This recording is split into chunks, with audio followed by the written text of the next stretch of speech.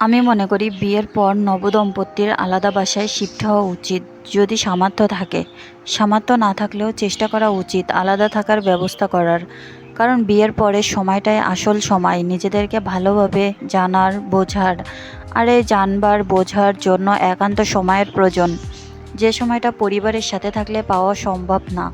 এখানে কিন্তু পরিবার আলাদা সময় দিবে না, ব্যাপারটা এমন না। পরিবার নবদম্পতির আলাদা সময় দিতে চাইলেও সেটা তারা ব্যবহার করতে পারে না অনেক কারণে। ছোটোখাটো একটি উদাহরণ দিই। রাতভর গল্প করে সকালে দেরিতে উঠতে চাইলে কিছু না বলতে গেলেও নিজের কাছে গিল্টি ফিল হয়, লজ্জায় লাগে।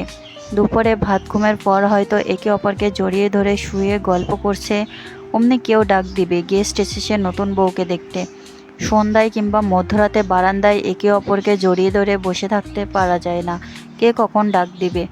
দুজনে চা কফি কিংবা ডিনারে যেতে চাইলে একটা দ্বিধা কাজ করে। পরিবারকে ছাড়া যাওয়াটা কেমন লাগে।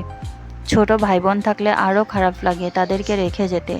3-4 দিনের ছুটি পেলে কোথাও ট্যুরে যাওয়ার ইচ্ছা করলে সেখানে কিন্তু দ্বিধা কাজ করে।